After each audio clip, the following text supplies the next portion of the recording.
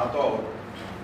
पण आम्ही शिवसेनेच्या पक्षप्रमुख माननीय उद्धवजी ठाकरे यांच्या मार्गदर्शनाखाली आदेशाने आमचे सोलापूरचे नेते सन्माननीय सुनीलजी प्रभू यांनी दिलेल्या सूचनेनुसार आज इथे बैठक संपन्न होते सोलापूरमध्ये। आणि या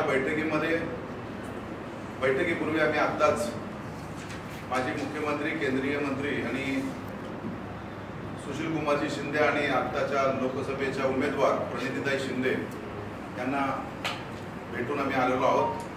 त्यांच्याशी चर्चा केलेली, अतिशय खेळीमेळीच्या वातावरणात चर्चा झाली आणि सर्व कार्यकर्त्यांनी, पदाधिकाऱ्यांनी झोकून देऊन काम करायचं अशा प्रकारच्या सूचना घेऊन आम्ही या लोकसभेमध्ये काम करणार आहोत।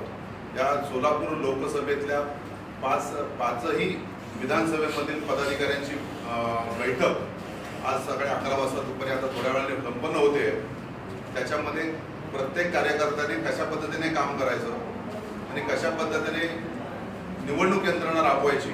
इथले जे सगळे पदाधिकारी आहेत त्यांना निवडणूक नवीन नाहीये, पण ही एक वेगळ्या प्रकारची लोकशाही टिकवण्याच्या दृष्टिकोनातून असलेली ही निवडणूक आहे आणि या निवडणुकीमध्ये ही लोकशाही टिकण्यासाठी प्रत्येकाने कशा प्रकारे काम करायला पाहिजे या पद्धतीने प्रत्येक कार्यकर्ता काम करायला सज्ज झालेला आहे शिवसेनेचा। हे सांगण्यासाठीच आम्ही आजची बैठक आयोजित केलेली आहे। या बैठकीच्या दरम्यान आम्हाला एवढंच हे करायचं की आपल्या या महाराष्ट्रामध्ये महाविकास आघाडीच्या माध्यमातून जे उमेदवार आहेत त्यापैकी आपल्या प्रणितीताई शिंदे 100% आज परिस्थिती अशी की त्या 100% निवडून येतील आणि शिवसेनेचा मोठा सिंहाचा वाटा त्याच्यामध्ये असेल हे मी आत्मविश्वासाने सांगू शकतो।